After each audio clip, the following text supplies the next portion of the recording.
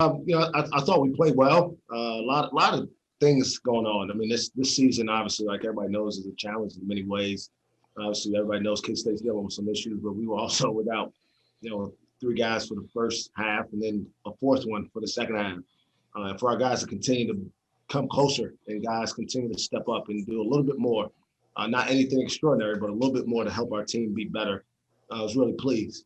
Cade obviously didn't play particularly well, so to go on the road without him playing well and to come out with a double-digit road win in conference play, we'll take that one every single time and go home and try to get ready for the next one. Members of the media, if you have a question for Oklahoma State coach Mike Boynton, please click raise hand, and we're going to try and get to everybody. Our first question is going to come from Jacob Unruh from the Oklahoman. Go ahead, Jacob. Hey, Mike. I think I want to start with Caleb. He was pretty candid on Thursday about his struggles. What did you think of the way he bounced back tonight? He responded like a champion. I love all these kids. There's very few that I've spent more time with throughout the recruiting process and since he's been in our program than him and his brother. I know those guys in and out. I treat them like my own children. But he wasn't performing at the level that our team needs to meet the expectations that we have for ourselves. And we had an honest conversation. He had a conversation with the man in the mirror, and he did something about it. And so I'm proud of his response. The whole key is now, can he be consistent? Can he build off today and continue to give that added element to our team, both offensively and defensively, that we definitely need, and that will help us get to a whole different level for our team's chances of being of matching what our potential says we can be this season. What about the offense? Were you pleased with the size of the way you finished? It seemed like they slowed the ball down and you didn't get to play the tempo you wanted, but you guys still performed well. Yeah, I mean, we knew it. First of all, it's the way they play, right? If you look up all the numbers, I think they're in the 300s in tempo. We're in the top 40 or something like that. And so there was a battle of styles today. I think over time, our style overwhelmed them to a certain degree. But I thought our team played within themselves. We didn't take a ton of bad threes early in the possession. We took the right ones after exploring inside. And we obviously tried to get the ball into the paint as much as possible and put ourselves in position to make layups or get to the free throw line. You mentioned Cade struggled. Was it anything particular today? Was there anything going on with him or what? I mean, he's a really good coach on the other sideline. I mean, if you think that Cade's going to team's going to just let him go get 25 every night, that's unrealistic. The key is, can he continue to do other things to help us have success? I thought he rebounded the ball well. I thought he did a good job of finding his teammates for open shots. And he tried to continue to compete on the defensive end. And he didn't get frustrated when he wasn't scoring. Sure, he would have rather had 18 or 20 today, but I know that he would much rather have a win than to have 25 points in a loss like he did on Monday. And finally, you mentioned you were without a fourth. I assume that's Bryce in the second half. What's his status?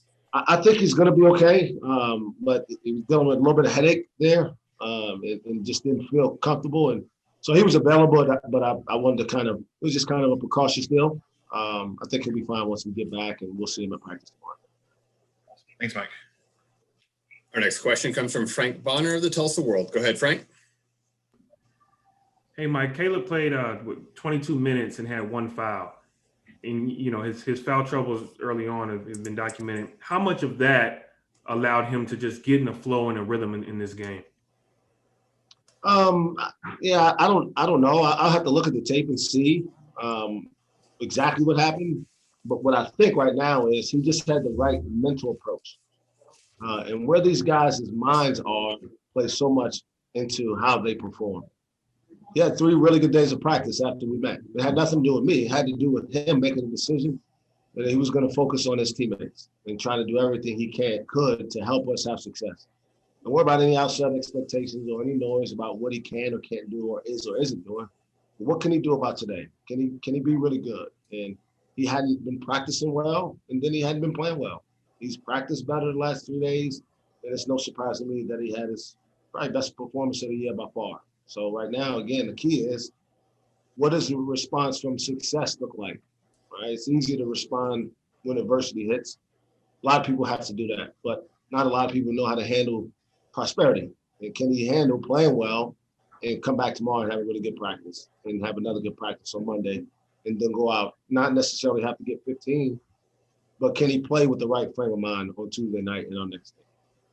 And I think you said it was after the Texas game where you had that conversation with Isaac about, getting more involved. And since then, he's had at least 15 points in those 3 games. But he's been extremely efficient in that. And so what does that say about him is obviously getting himself more involved, but not pressing it to where he's taking bad shots. Well, that's one of the keys to Ice. I mean, I think historically, he's never been an inefficient offensive player. He doesn't really take bad shots.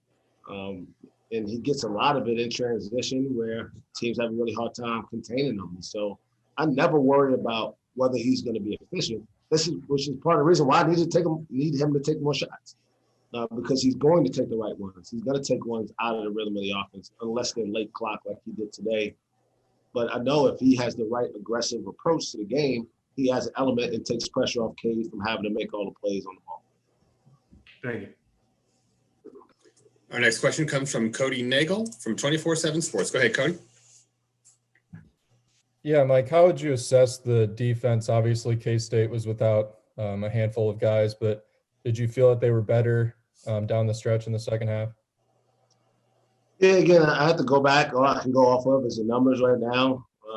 They shot a low percentage from the field and from 3 and didn't get a lot of free throws. So, again, in my mind, we did something to affect that.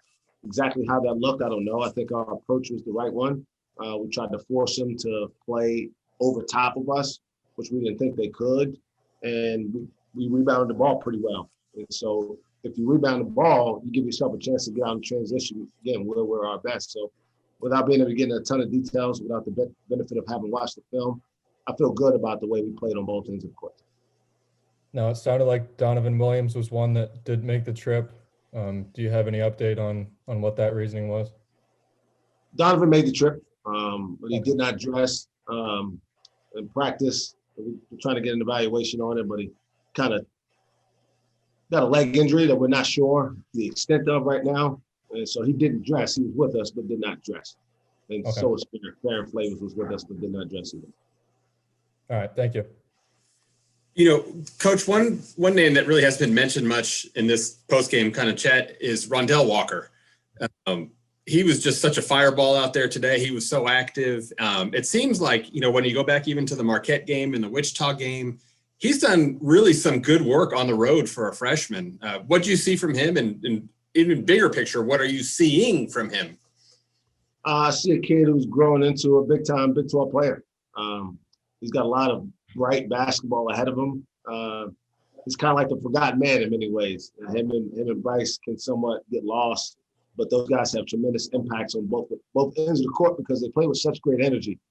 And today we needed him to kind of pick up where Cade was kind of slacking a little bit offensively, and he certainly was able to answer the bell. Gave us some really aggressive drives and finishes, and then made some shots late for us that were huge. Very good. Our final question is going to come from Jacob Unruh, the Oklahoman. Go ahead, Jacob. Hey, Mike. Caleb's performance, and then you get MA back. How big of a boost is that knowing you got McCormick coming up who's playing well going into Tuesday? I really haven't thought about Kansas, to be perfectly honest. I know we play them next. I'm not going to kid you on that, but I haven't really thought about approaching that game. But certainly helps, right, to have another big physical body. We should have won the game again Monday, but having MA certainly could have helped us a little bit more. And so having MA, a big physical rebounder, who sat out a game, you're not sure how he's going to respond to missing the whole game. But I thought he gave us really good minutes. And if we can get him and Caleb both to play well on the same day, I like our chances against anybody. Awesome. Thanks, Mike. All right. Well, that'll do it for questions. But, Coach, is there anything maybe that we missed or anything that you wanted to make sure that was addressed while we've got everybody here? No, again, I'm just proud of this team. We've gone on the road, I think, 4 times already now and have come away with wins, or maybe 5. I think it's 5. So, yeah.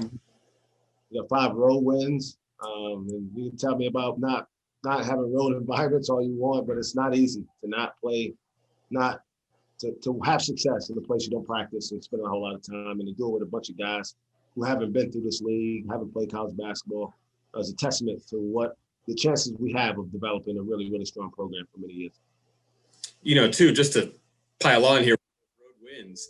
And obviously 2020 is a little bit different with attendance and such, but I mean, these are wins at places Bramlage, that's a tough place. Texas Tech, that's a tough place. Marquette, that's a tough place. Wichita, that's a tough place.